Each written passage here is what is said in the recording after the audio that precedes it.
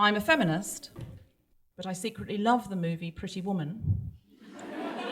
And in truth, I'm open to the idea of Richard Gere paying to enter me on a grand piano.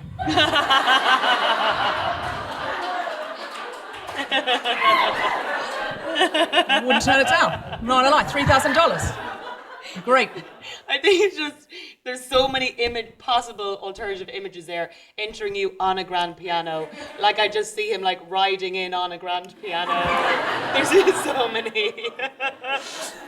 I'd not enter stage left on a grand piano. That would be very disappointing if Richard Gere... Deborah, I'm about to enter you, but first, this grand piano. Okay. I am a feminist, but after about 3 drinks, I think Blurred Lines is actually quite a catchy tune and a nice thing to dance to.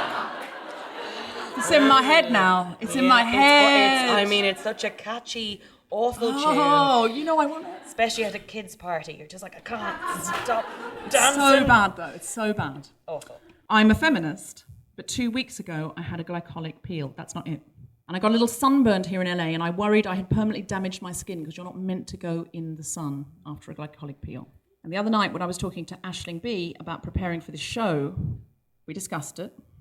And then we started talking about feminism. And in my head, the whole time, I was going, oh my God, I've permanently aged my skin. I've damaged my skin. I've damaged my skin. While out loud, I was saying feminism, feminism, feminism, feminism, pay gap, pay gap. Saudi Arabia isn't awful. Women can't drive cars. The whole time I was just going, I'm getting older. Oh my God, oh my God, oh my God. Where's a mirror? Where's a mirror? Do I look old? Have I damaged my skin? Have I damaged my skin? Feminism, feminism, feminism. You know, I went to a facialist once and she said to me, oh God, you've got to stop laughing because every time you laugh or smile, your eyes crinkle and crease. And I went, good joke. And she said, no, stop. I'm serious. And I was like, oh my God. She said, did she know you were a comedian? Yeah. That's a really... Yeah. I think she's like, there's no risk of this happening in your career as I see it. But yeah, she basically was like, don't smile or laugh. So we should all be going around going, Jesus. So that's why Donald Trump is actually great for our faces. Awful man, but I look so young since he came to power. Okay. I am a feminist, but I have never learned to do the following things because I know a man will do them. Open a bottle of wine. Open a jar. Open a door. Never learned to do it. Just assume I have to stand outside so many buildings waiting for a gentleman. Because I'm like, do you prep with your elbow, with your how? I've never learned to change a tyre, but I do know exactly how to get a man to change a tyre. Uber. And that is the same skill. It's the same skill. I'm a feminist, but one time, when I was in college, a young man I knew told me he thought I could have a job on television as the thinking man's crumpet. Now, that's an English expression. How would you explain the thinking man's crumpet? A crumpet is like a muffin, a breakfast muffin. But a crumpet also refers to totty. Okay, totty, I've just realised, it's a way of objectifying a woman and saying, oh, she's a bit of crumpet, like she's hot. So the thinking man's crumpet is quite hot, but also clever. So you're sort of like a 7, but you can make them laugh. So he was saying, okay, so now you understand it. I'm going to do it again. I feel like a thinking man's crumpet is a bagel. That's the bread of, the intelligent bread. So I'm going to go again. I'm a feminist, but one time when I was in college, a young man told me he thought I could have a job on television as the thinking man's crumpet. And I have held on to that belief for years, and it is one of the main reasons I'm still going in comedy. I'd be fucking happy with that. I'd be fucking happy with being the thinking man's crumpet. Thrilled. I am a feminist, but I do believe my life would be easier if I was born 100 years ago and was put in an arranged marriage with a wealthy village elder and my days were spent simply sweeping the cottage.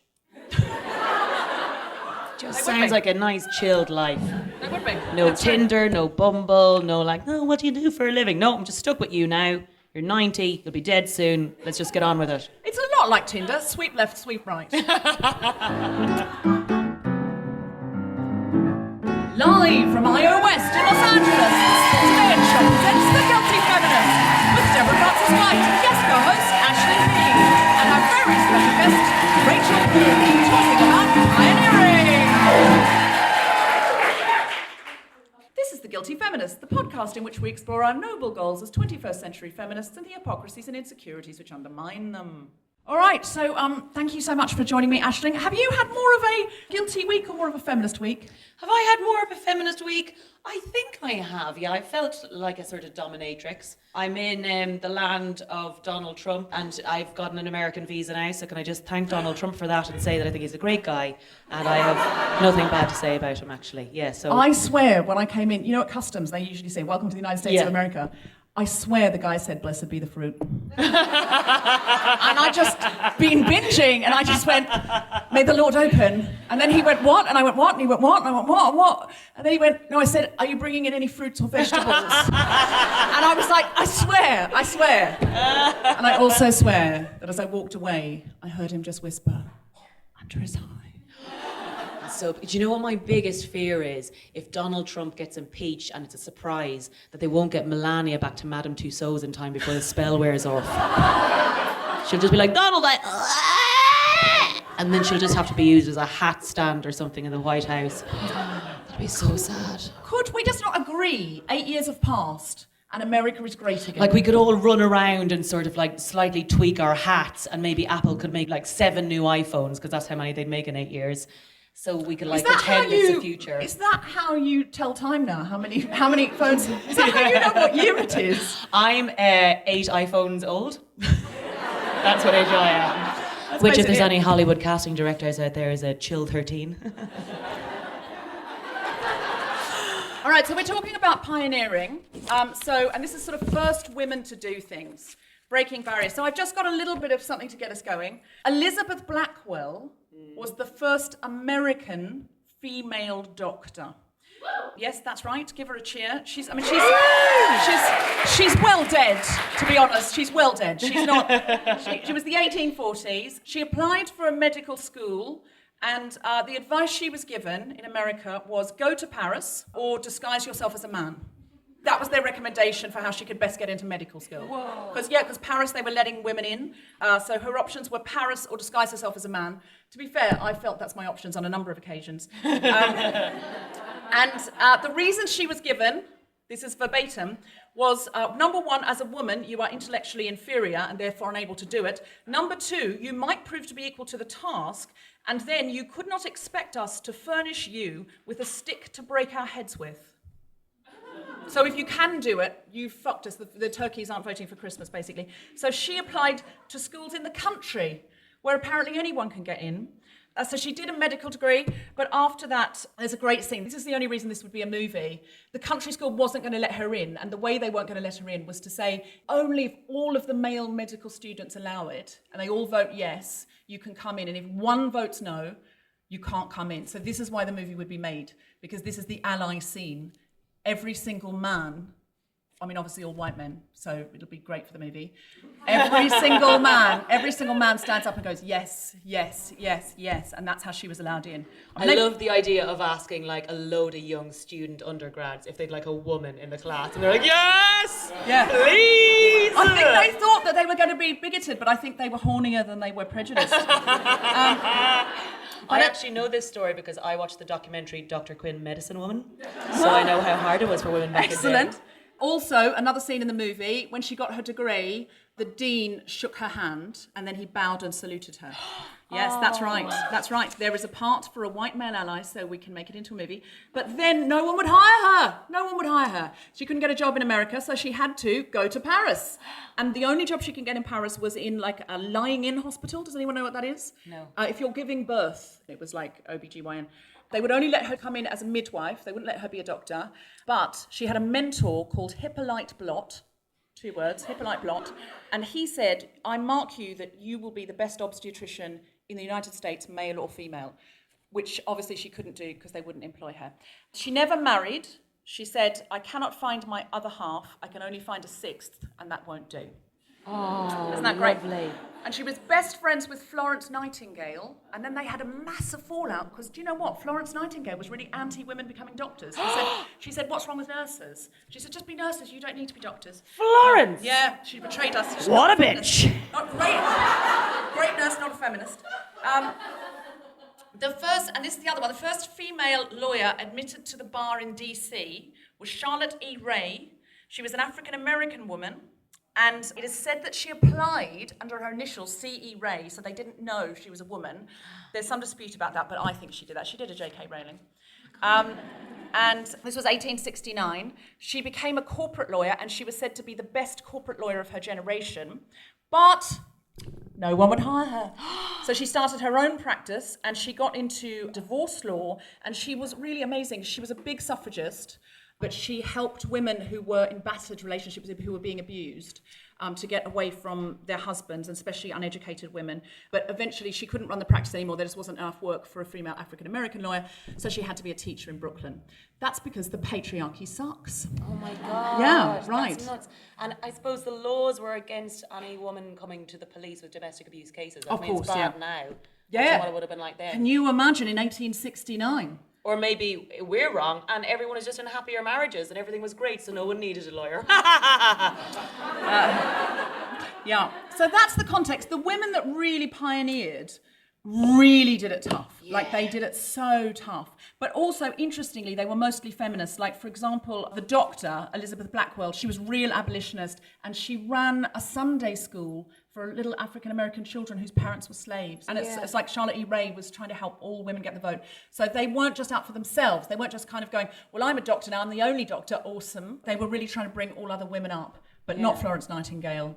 She sucked. Oh my God. Florence. Florence. This is the podcast that slams Florence Nightingale. It does, unashamedly. We'll get tweets from Florence lovers. I don't care. Yeah. I don't care. I'm just going to say the facts don't lie.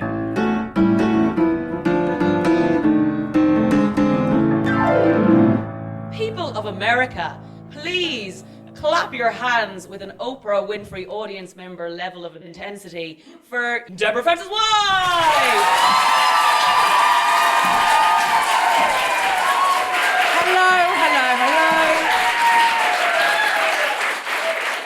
So we're talking about pioneering and being the first woman. So I'm going to tell you a story about the year 2011 when I was in Australia at the Adelaide Fringe Festival performing every night for a month. Now, the Adelaide Fringe Festival, you have to understand, Adelaide is a very small town in Australia, and after the shows are done, the only things that are open are a late night pizza place, a gas station with a very well-stocked drinks fridge, and a three-legged dog. It's sort of like the town mascot. You can't guarantee the three-legged dog will come round, but it could, and that's a feature. So that's one of the things you could do after, 11 o'clock. And of course, we've just finished work, so we want to do stuff. So we go to the performers bar, and you have to find yourself a gang. That's what you have to find yourself, because there's nothing else to do. And my gang was Martin the storyteller, Philip the comedy mind reader, and Bradley the drag act. And we would drink tequila and joke and laugh about the fact that we had no children or real estate. And good times. And one night, just inexplicably, Philip got up and left early and didn't say where he was going.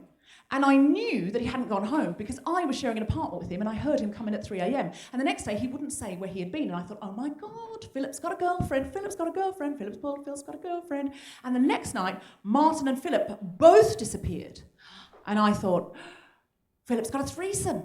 Philip's got a threesome. And the following night, Philip, Martin and Bradley all disappeared. And I thought, fucking hell, Philip's got an orgy and he hasn't invited me, which is frankly insulting as I'm the only woman they know.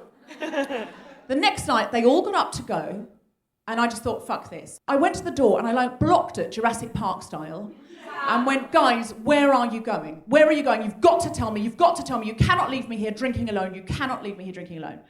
And they went, all right. We're going to play poker. And I went, oh, is that all right? I can play poker. I love playing poker. I'm a good poker player. I'll come with you. And they went, oh, no, you can't. And I went, why? And they said, because it's an all-male game. It's men only. And I went, what? What the fuck? Why? Why the fuck am I not allowed to go to this so-called all-male game? They said, no. If it was us, we'd invite you. Of course we'd invite you if it was us. If it was our game, we'd invite you. Of course we'd. Our game, it's not our game. It's the technicians' game. Now, the technicians were real men. Now, this was a flat pack festival, Wherever it went, they had to erect like circus tents so that the acts could perform. These were the kind of real men who could climb a ladder, a 6-foot ladder with 2 fingers. They were exceptional creatures. And Philip was like, oh, fuck no, we can't get you in. They're the real men of show business that carry the bricks so that lily-livered metrosexuals like us can ponce around the stage. We can hardly get ourselves in. Why are we sneaking a woman in? And so I was like, okay, fine, whatever, I'll just hang out with a 3-legged dog. And they were like, no, he's invited. It's fine, so they went off and I went home to bed, but I couldn't sleep. So I was thinking, fucking hell, I'm probably a much better poker player than any of those fucking ridiculous drag act, mind-reading fucking storytellers. I'm fucking getting into that poker game, and I just decided the next day I'm just getting into that poker game no matter what. So the next day I cornered Martin because I believed him to be the weakest of the pack. And I started going, so you're going to your sexist poker game tonight, are you, Martin? Are you going to sexist poker? Is that the kind of poker you like to play? Sexist poker? Is that the kind of poker? Sexist poker, sexist hold'em. Is that what it is? Sexist hold'em. Is that what you like to play? Is that what you like to play? For an hour. Until eventually he went, all right, I'll try and get you in. So that night, 1 a.m, we go into this big park with all of these tents where previously in the evening there'd been shows on and it was pitch black. There wasn't a sound. Just from one tent there was a light glow. And that was where the all-male, men's-only poker game was about to begin. So we walked over and Martin said, wait here. I'll see what I can do. And he went into the tent. And he came out 3 minutes later and he said, all right, you're in. Don't embarrass me, don't fuck it up, and try and blend in. Now, I'd come from a late-night cabaret show, so I was wearing a black dress, a bowler hat, and gold heels with ribbons around the ankles. My chances of blending in were slim at best. But I went in and my heart was pounding, and there were men everywhere, huge men. Like, some of these men had arms bigger than Martin. And at the end of this long table sat a man who looked like a picture of a pirate in a children's book. And I know that some of you are imagining Hook for a Hand, and some of you are imagining Eye Patch. You're both right. And Martin said, Deborah, this is Digger. It's Digger's game. And so I approached the bench and went, hello, Mr. Digger. Thank you for having me. And he looked me up and down and went, your money's as good as anyone else's. And I could see him mentally spending my cash on a new shoulder parrot. And I sat down at the table, and the room started to fill up with men, and the table started to fill up with men, like mostly big pirate techs, but also, you know, the storyteller, the mind reader, and the drag act. They all sat down, and they started saying, oh, do you want a spliff? Do you want a bit of a spliff? Do you want a cold one? Do you want a cold one? Have a can, have a cold one, have a beer, have a can, have a cold one. But I was thinking, no, I can't drink anything. I can't touch anything. My mind has to be laser sharp because I have to demonstrate above all things that I can play poker, that I am competent, because I'm not just playing for me and I'm not just playing for Martin's reputation. I'm playing for my whole gender. I'm playing for 52% of the population. I'm playing for the woman who tries to get in that tent after me and the woman after her. I am playing for women everywhere, and I will be competent. So I decided to play my husband's game of poker. Stay with me here. My husband and I play poker very differently. My husband is what we would call a sort of responsible poker player. He only plays if he's got the cards. So watching my husband win poker over an evening is a bit like watching a rusty ski lift get up a mountain. It gets there in the end, it's not very fun. It's just like...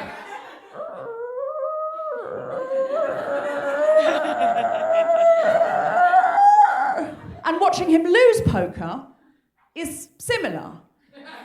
He loses poker more competently than any poker player I've seen win it. It's like this. If you're listening at home, my hand's going down now. Now, I play poker very differently from that.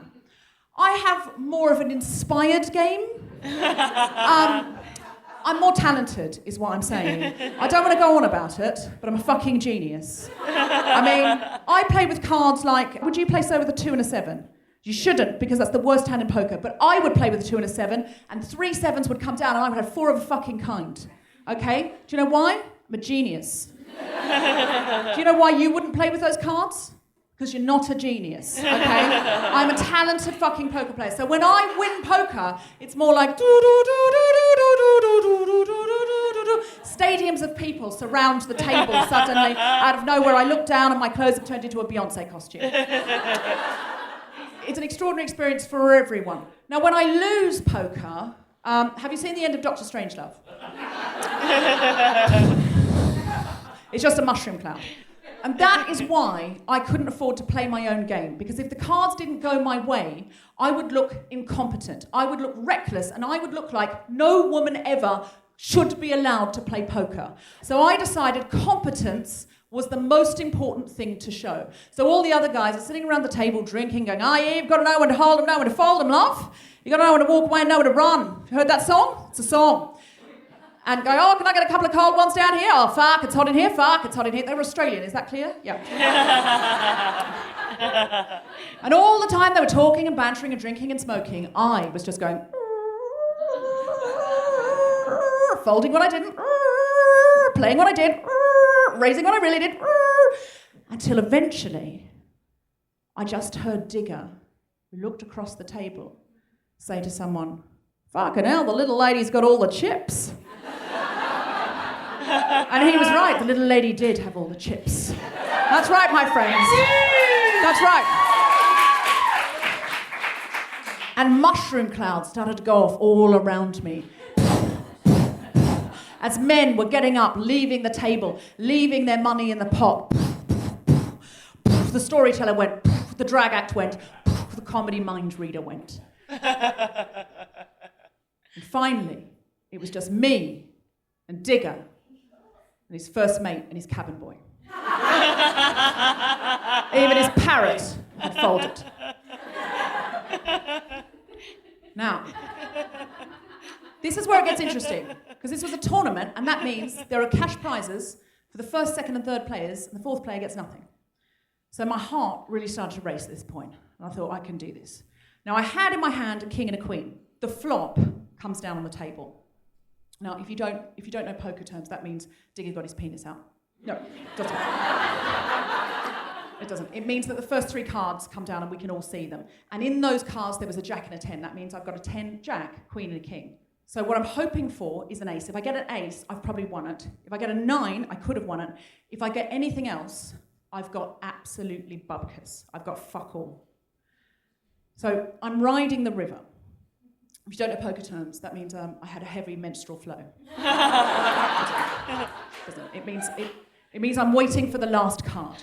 And Digger goes, it's late, I'm going to go all in. And he pushes all of his chips into the middle of the table. And he looks at me and he goes, you going to play? Or are you going to fold like a girl? And my hands just pushed all of my chips into the table. And I held my breath as the last card came down.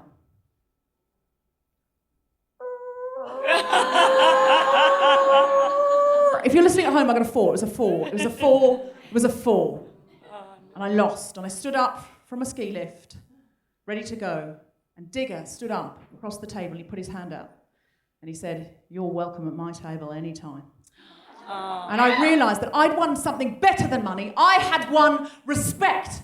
And in fact, I had played the best possible game that I could have, because I hadn't taken their money, so they liked me, and they wanted me to come back the following night.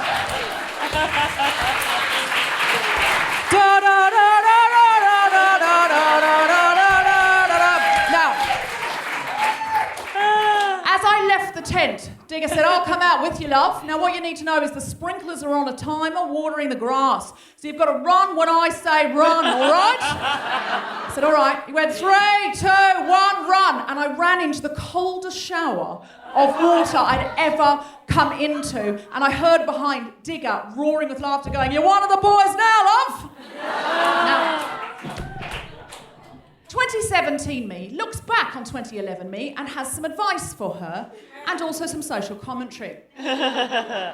Firstly, I started to think, I wonder if any of those guys remember that. I wonder if it was a big deal for Digger to have a woman there even. I wonder if most of that was like in my head. So I called Philip the mind reader. And I said, do you remember the festival in Adelaide with the three-legged dog? And he went, yeah. And I said, do you remember the pirate and the game and the poker, all-male poker? He went, yeah. I said, how did you know it was men only? Did they tell you that? And he went, I think we just assumed because there were only men in the room. Now, here's the thing. This is what I want to say. If you're running an organisation, a room, a panel, and there are only men there, people are going to put their head around the corner and they're going to assume it's men only. By the way, I'm not talking about all men and one quivering, shivering diversity hire in the corner who's being ignored. That's still all men, okay? That's still men only. Any woman who walks through the door, probably her heart rate is up a bit, and she's had to fight so hard to get through the door, she's emotionally exhausted before she even starts work. So you need to know that. Now, also, my unconscious bias was there. I figured pirates maybe were more sexist than metrosexual comedians, but if you've dated both, you know that's just not true. It's not true.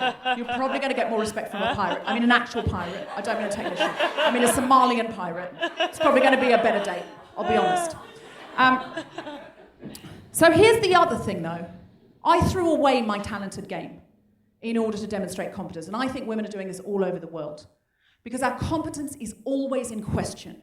So we're so busy proving we're competent, we don't dare be brilliant. And I'll tell you why that is.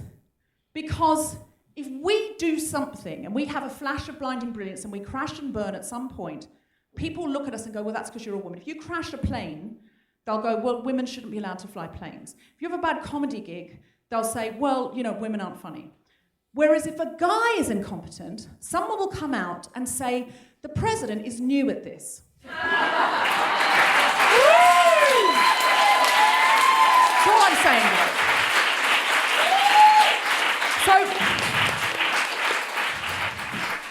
So I think I'm just done with proving to anybody that I'm competent now. I'm just going to play my own talented game. And if I crash and burn, I do. Because I can't prove that 52% of the population can do anything. And I don't really know why I have to. So I'm done with that. And here's the other thing. I genuinely, truly believed and told people that I'd done the right thing and the best thing because I'd come forth and they'd liked me. Now listen, I don't know, maybe those guys would have been thrilled if I'd taken the pot, but I was basing it on experience because I have an experience that if people think you're going to be at the bottom of the pack and then you come runner-up to them, they go, oh, well done you. Well done you. But if they think you're going to be at the bottom of the pack and then you supersede them and take their money, they get irritated. So here's the thing. Sometimes in your organization, in your industry, there are women who could take the pot, but they know if they do, they're going to lose something else. I think, fuck that. Now I'm going all in, and I'm going in to win. Thank you very much.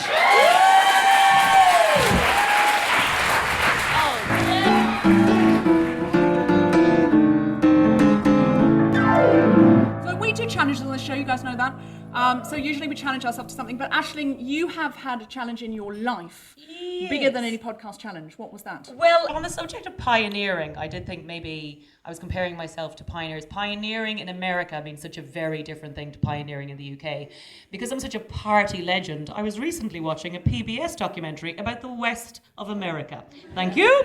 I did think to myself, God, as a pioneer, imagine, I've no idea how, like, I get just sweaty sitting with air conditioning. How people came with not even a bottle of water. If you're a woman coming all the way from New York across, there was no rubber on the wheels. You wouldn't have like headache medication. People would have kept on having sex with you. You would have had to have babies in the dust. I mean, awful business, really. So sometimes when you think about yourself pioneering in any other circumstance, you do think, that's a bit cheeky using that term. But a bit about me and my background. I was raised in a sort of like a really low budget version of a Wonder Woman situation.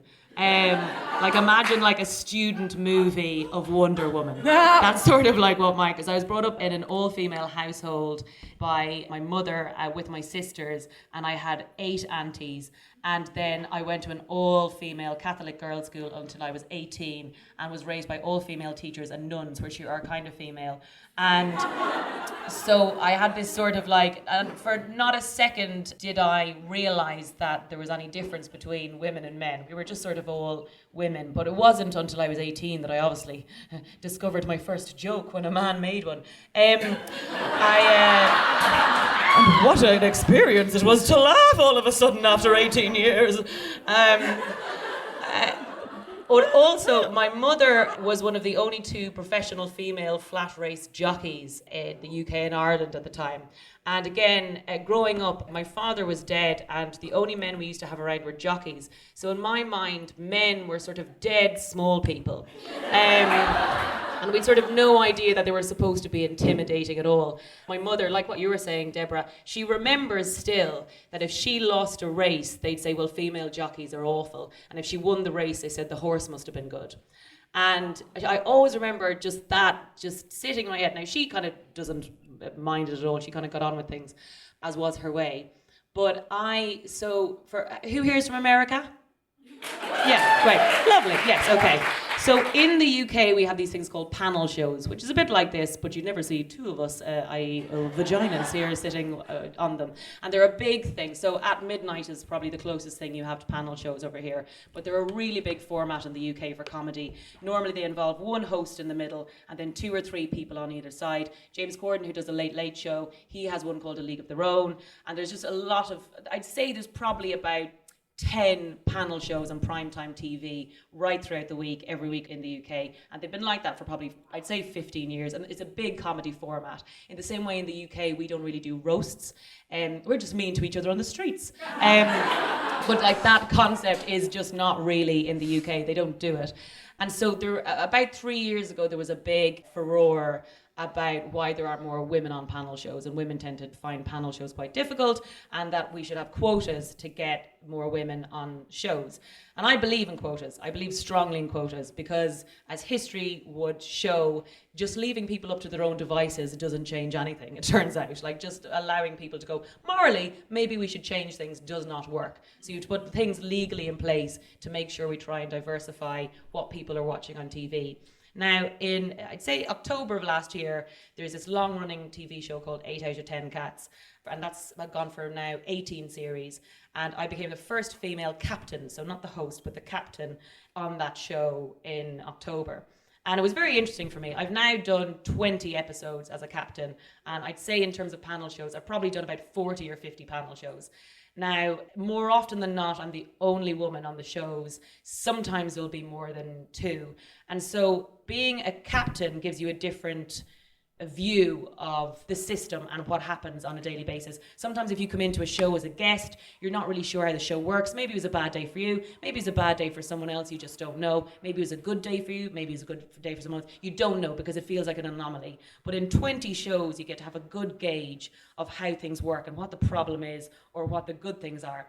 Now, my challenge, I felt, especially in the first series, I was just so nervous, trying to get it together, trying to make sure I didn't feck up. But in the second series, I kind of had a bee in my bonnet about making sure it was gender balanced. And I finished the show last Thursday, and the last 10 episodes have been the first time an entire series has been gender balanced. Wow. And that's amazing. But that was an accumulation of the female producer and me pushing for it the whole series. And if you don't push for something, but also why... So I come from a kind of agricultural farming background. If I was in the government, why would my interests be how people live in the city? And if you live in the city, why would your first instinct or interest be about people who live in the countryside? And it's the same thing about gender. My interest will always be women. That's what I was brought up to be. And a man's interest, of course, will see men first. Like, that's natural. And so, like with empathy and not seeing people as the other and your language and correcting your language, we have to sort of make a conscious effort. It's an exercise to do it.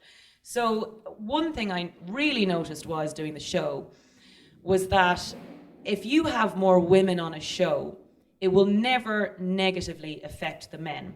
So if you look at even men in banking industries, which is quite a testosterone-fueled industry, no man is more mentally well from being surrounded by a load of testosterone. Testosterone boosts testosterone until it gets to kind of a crazy stage. But estrogen does not boost estrogen when it's in a room. So estrogen does not... So we're safe now. But we're not... Estrogen does not rev each other up. So in estrogen-driven societies, it doesn't rev each other up, but testosterone does. But estrogen actually quells testosterone. Now, that doesn't take the edge off your ability to be funny. In the same way that sometimes people think, oh, do you know what, I'm really sad, but that's actually what helps me write music. You're like, no, honestly, you'll be fine. Don't worry. You don't have to keep on, going to the pub every night and drinking and breaking up with your girlfriends to write sad songs. You're talented. Don't worry about it. It's that same thing with panel shows. And what I found was when there were more women on the show, that we all had a code in terms of like, how do we let each other in? And we're naturally going to ask questions of other people and be conscious of other people. And I think we host things better.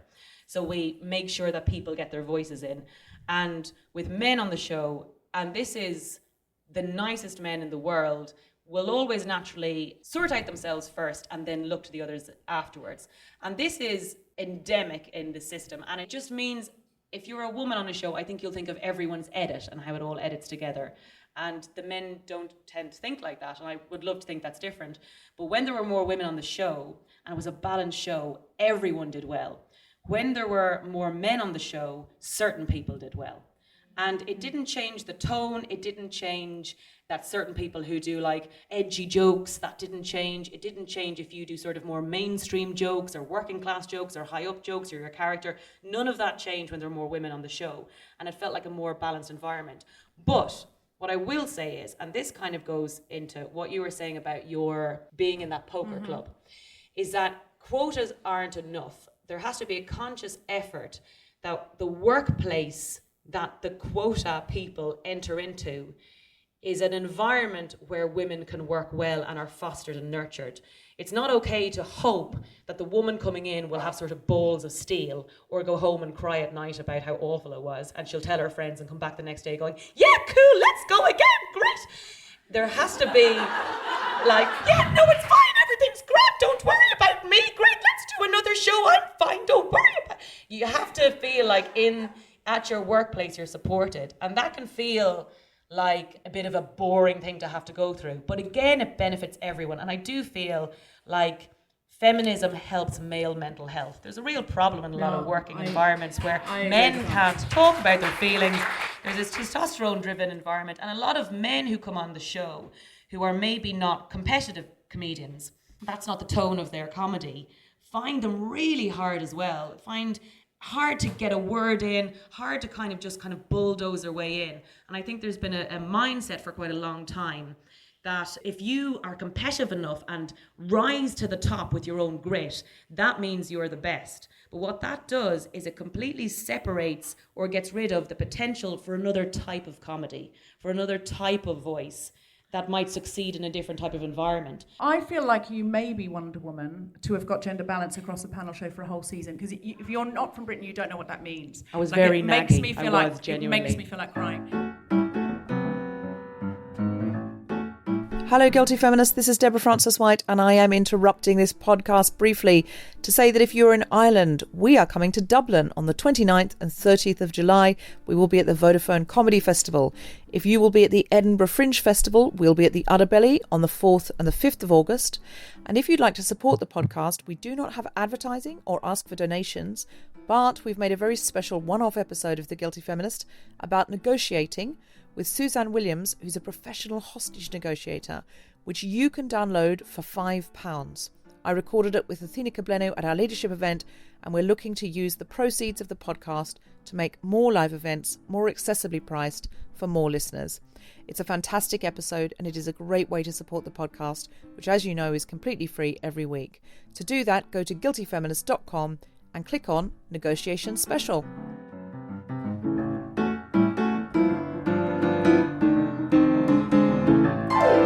Brings us brilliantly to our guest, who has forged extraordinary and pioneered extraordinary things in television for women. Please put your hands together and make extraordinary Crazy Ex-Girlfriend noises for Rachel Blow!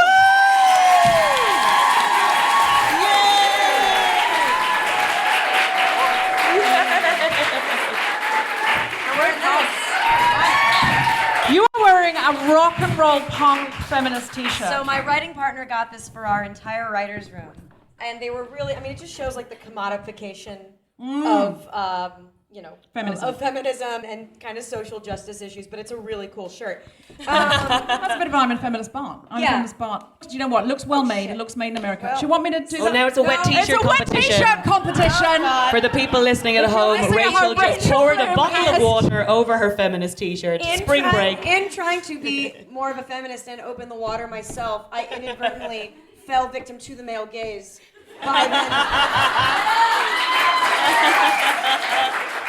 If you're listening at home, I'm wearing the best bra. It's a beautiful bra, and now I can see it. It's just like green, It's from True & Company, which I fell prey to those Facebook ads. Yeah. And I was like, because I'm always looking for a good bra. And this is like, I'll show you the top. It's like a mix of a sports bra and regular bra, and it's great, because like for big boobs, it's hard to find that type of thing. Yeah. Great. It's working out for you in every way, Thank Rachel. you so much. I'm loving it, and I'm loving that I can see more of it now that your t-shirt's wet. I like how in the span of like a minute on a show about feminism, I've shown the audience some of my bra, spilled water on myself. Yeah. Does anyone have a poll? I can just fucking do it. You basically come on and advertise lingerie. So far. It feels like it's a wind down of your sexy getting ready song. It's like sexy ungetting ready song. That's very true. Watching yourself taking off your top, just like undoing yourself at the end of the day. That's what I do at the end of every day.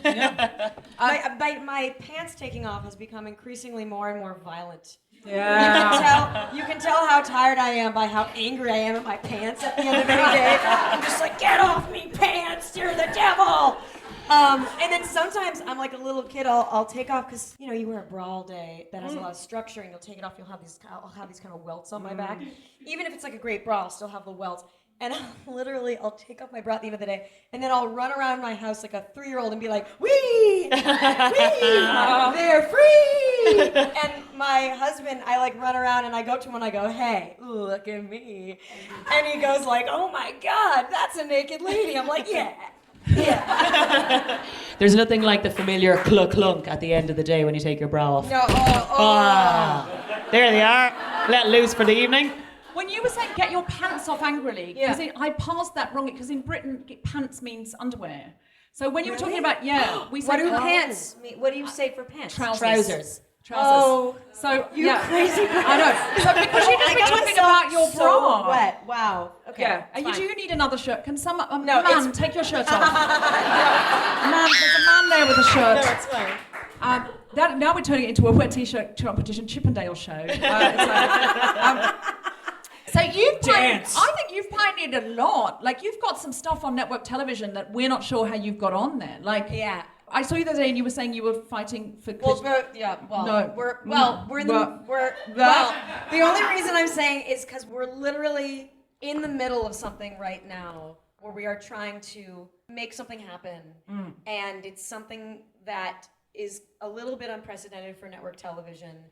And so just today, I've kind of memorized the FCC guidelines.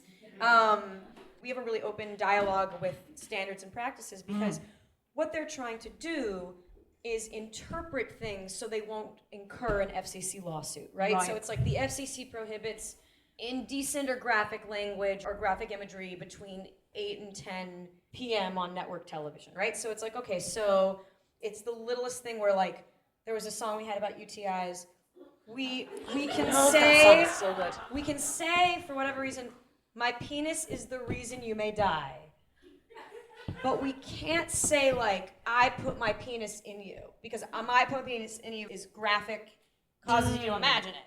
And I grew up watching mostly network television. My mom would tape kind of every major network comedy, and she would put them all on one VHS, and at the end of the week we'd watch them. So we would watch like, Seinfeld, Frasier, The Nanny, like all of them all together. We're talking like, the 90s. And so, decade. Woo to the 90s. And so, I remember as a kid the dirty jokes on network television and how I wouldn't get them. Like I knew something was off, but I wouldn't get them. And so that's become like my gauge on a lot of these, where it's like, all right, if I were a little kid, telling. So for instance, there was a joke we had, and this was improvised in the moment, but we wanted to put in the cut, where my character is in bed with this guy named Trent, and they've just had sex. And he's like, let's have sex again. And I push his head down and I go, no, buddy, first you gotta pay the toll. And he goes, oh boy, this is my favorite. And so we put that in the cut. And SMP was like, no fucking way, you cannot, no, you can't have this. And I was like, well, Patty, I call her Patty. Her name is Susan, but her name is Susan. I was like, Patty, we don't see where she's pushing his head down.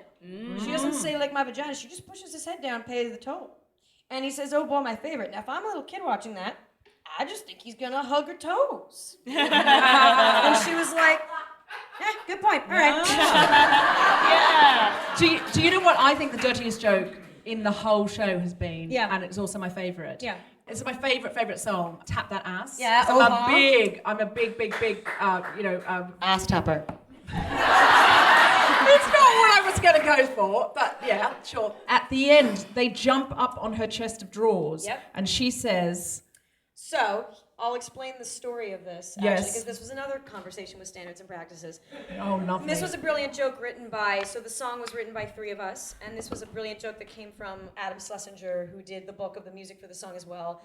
And so in the very end, it's guys tap dancing around a house, and they climb up on the chest of drawers, and the original line was, time for the big finish, but where should we finish? On her chest, was the original line. And S&P's like, no fucking way. And so I get out a glass of Chardo, and I'm like, Patty, let's talk. And so I call Patty, and I'm like, what can I do to get this joke in? That's a lot of stuff is like negotiating. Like, tell me what I can do. And she was like, well, if you made it just like a little less blatant. I was like, all right, what if they were like, where should we finish? And Rebecca goes, please not on my chest, you'll scratch it. Immediately then making it clear we're talking about a chest. And she goes, I like that. She goes, that's way better, because then it's clear you're making it about the chest. And then also, I like that it comes from her. And I was like, Patty, whatever you want, Patty. Patty's a feminist.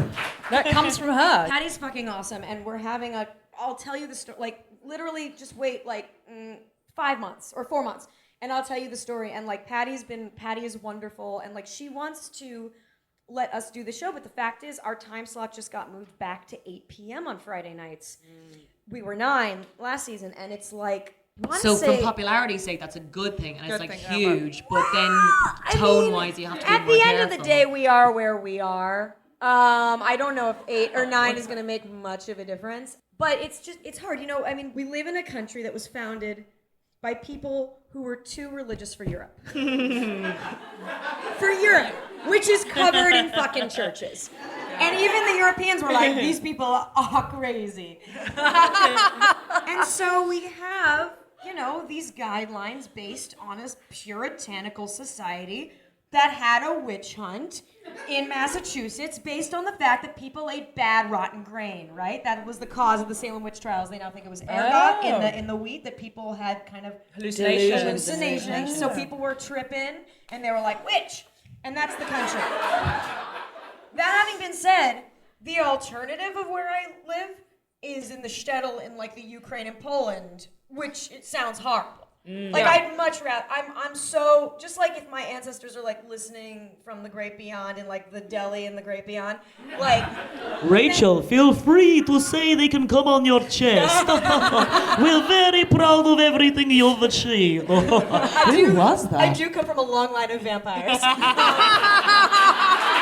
1 come on your chest, 2 come on your chest. 3 come on her chest. I was watching Tradition from Fiddler on the Roof just the other day, and I was like, God, the shtetl looks fucking horrible. It looks terrible. Everyone's just like, I mean, I feel my metabolism has slowed down over the years. It really has ground to a halt, and I feel that it's my body being like, we live in the shtetl. You need to start having babies, and you need to have as many babies as possible before someone kills you. Because it's going to happen. Someone's going to kill you because everyone hates Jews. And so I feel my body just like prepping for like my body's like, when are we cooking? When are we making some more Jews? We got to make some more Jews. We got to continue the Jews. And I'm just like, body, not now. I have a career. And it's like, I don't know what that is. Make me a Jew, baby. I find that when like I'm in like parks or something like that, and I'm a childless woman, and I keep on going up to children going, "Hello, that's a nice bike," and they just look at me like, "You don't have children. What are you like?" It's hard not to be a weirdo in a park, or like, "Hello, isn't your dress nice?" But that's if you don't have children. You can do that if you have children, but if you have no children, Why are you talking to children in parks? Actually? Again, something in my womb says, talk to that child, it could be yours. Like, you just, something... Unless you remember it coming out of you, it's not... I'm not a scientist, Deborah. I'm not going to go into science with you. Rachel, you're a science. Yes, well... But given you're not in the shtetl, and you are pioneering topics. There was period sex in the last one, which we never talk about periods on network television. Yeah, it's virtually weird. we don't talk about it on cable. Do you know what I mean? Yeah. Like you pioneered stuff. There was so much, even the title of the show, which I loved, like My Crazy Ex-Girlfriend. There's something about your show. It's just Crazy Ex-Girlfriend. Oh, not my crazy. Like that. I suddenly almost outed myself there. Like my crazy. No, not like my crazy. A lot of people. You're crazy. A lot of people think it is, and the reason that I correct people is at the end of the day, if you're watching the show, great, we need it. But if you go looking for M, you're not going to find But My it. Crazy Ex-Girlfriend turns it into the male gaze show, yeah. Ah, interesting. Whereas Crazy Ex-Girlfriend is just the label for the label, and we can deconstruct that. Of course. I love in the song, And in the in season 1, in the song, she says, that's a sexist term. And yes, and that was in reaction to. So the idea was a movie idea of my writing partner, Aisling Bea McKenna, who's also our showrunner, and she's amazing. And she said to me, she was like, people are going to be upset at the title. And I very naively was like, why? And she's like, people don't like it when women are anti-heroes. They think it's anti-feminist when a woman is an anti-hero.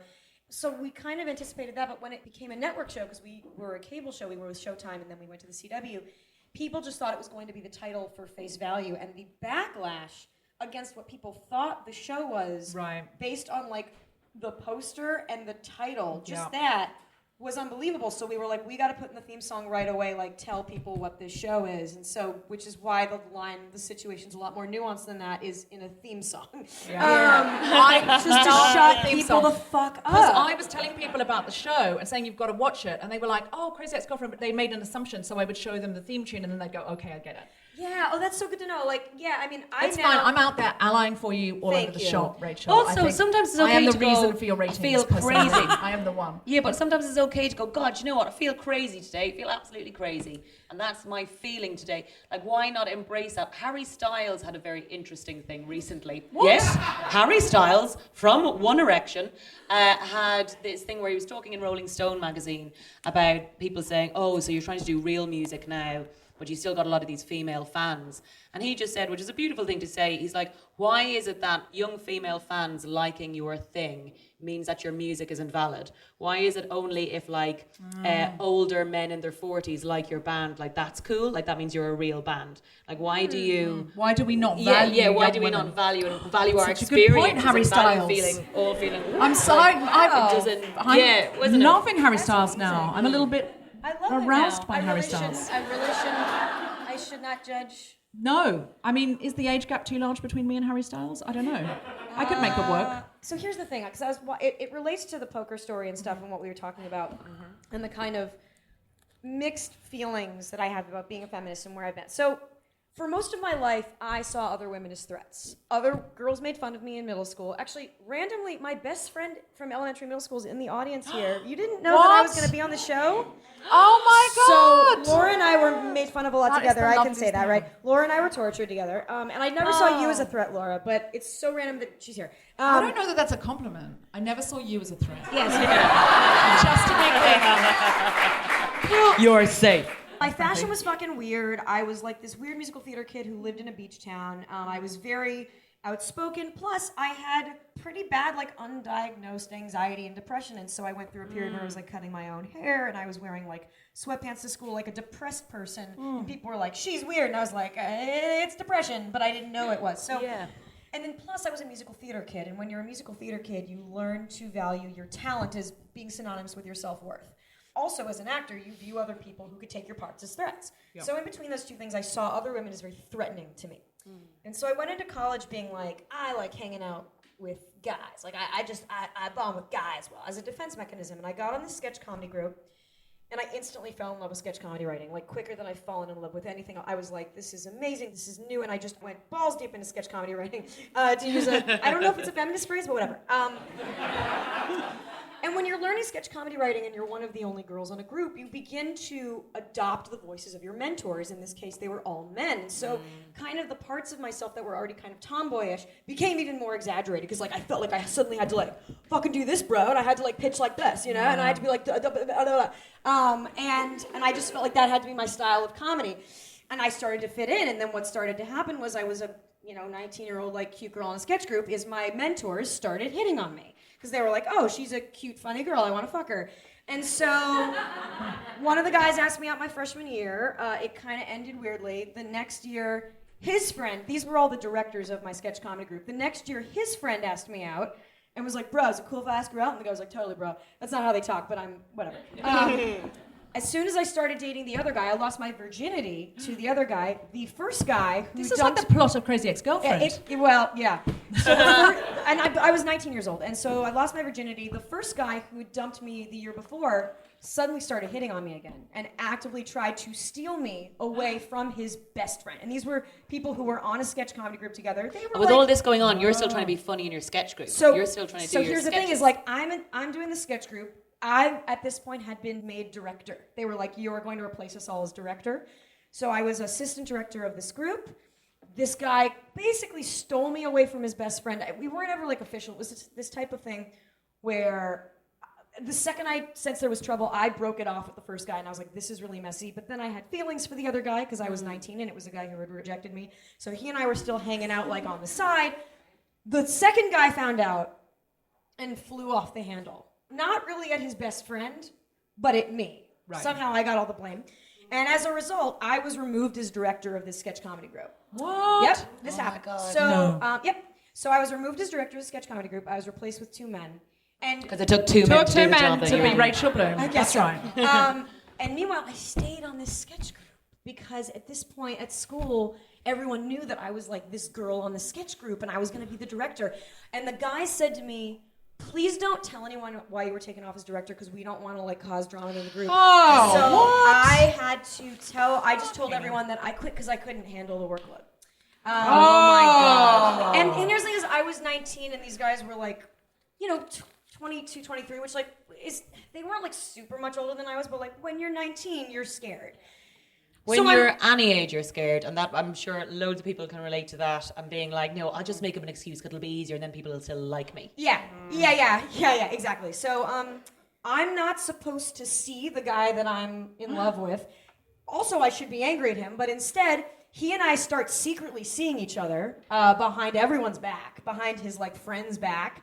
The relationship goes south very quickly. There's like a couple months of like it going great. We're having this like secret affair, but not really, because no one's married. I know what I'm doing is wrong. I'm hating myself. We break it off.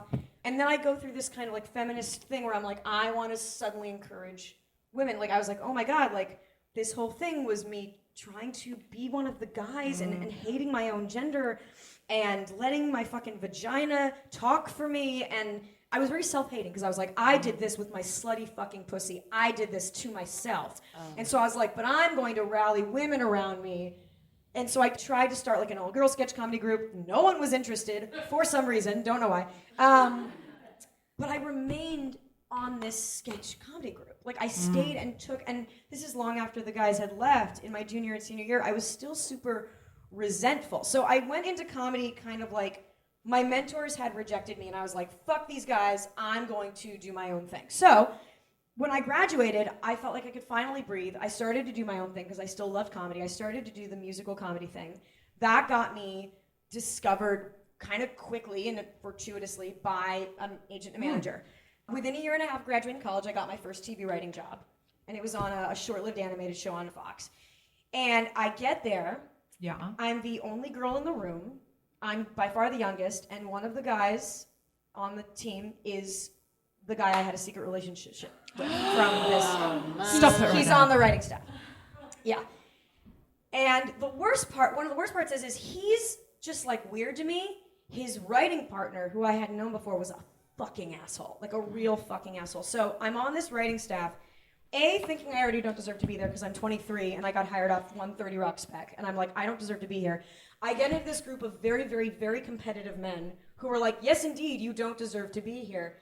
Plus, my fucking dramatic ex-boyfriend is on this staff, and I went home every day just feeling like garbage. It was like I stepped back into a wormhole where I was like 13 and I was nothing. And these guys would like openly insult my pitches in the room. And the thing is, like, sure, I probably wasn't amazing because I was 23, but like, you cannot be creative if people around you are like, you're not funny. That doesn't breed funniness. So I was getting worse and worse in the writer's room, and then I would go home and write my own stuff, write my own like musical stuff, and it was getting better and better and better and better because I was still learning from these guys. And so I left that writing staff kind of really traumatized and not knowing, like, do I suck? Was it them? Was it a mix of me? You know, was it self-fulfilling prophecy? Cut to years later, I had this show. All of these guys ended up like on a writing staff together again, like of a different show.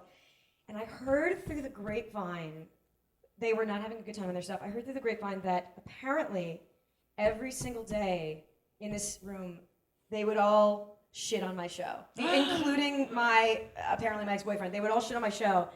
And there was one part where they were literally in the room, we're watching a part of the pilot where the character Rebecca meets Greg, and the like beer level slightly changed, like a continuity thing, and they were like, look at those beer levels.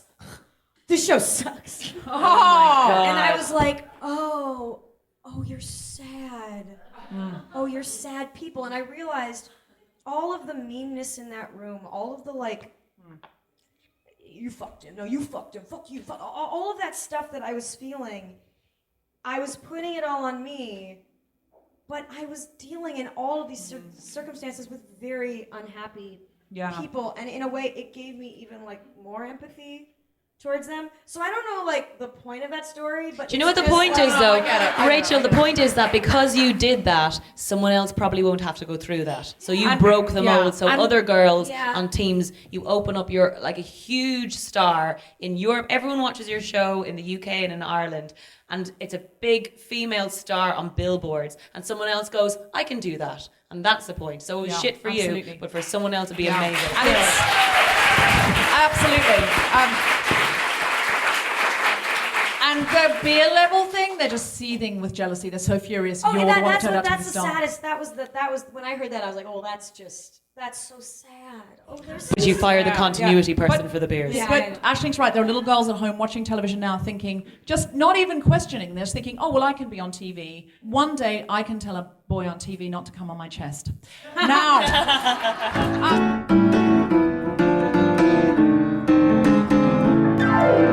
Rachel, do you have anything to plug?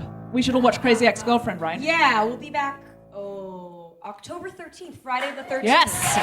Make an appointment to view. Aisling Bea, anything to plug?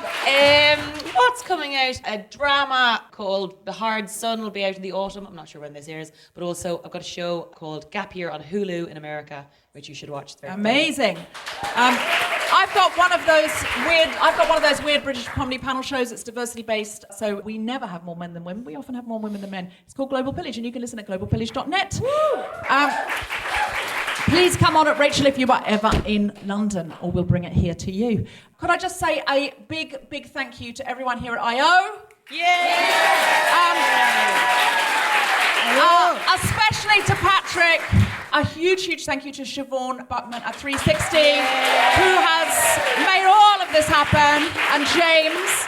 And thank you so much to my amazing co-pilot tonight, Aisling Bea. And our incredible guest. I'm such a big fan of yours. I'm such a big fan of your show, but I go way back. I go way back to Fuck Me Ray Bradbury, so this is a big, big deal. I'm so thrilled to have you on. Thank you so much, Rachel Bloom! You have been listening to The Guilty Feminist with me, Deborah Frances-White, guest co-host Aisling Bea, and our very special guest, Rachel Bloom.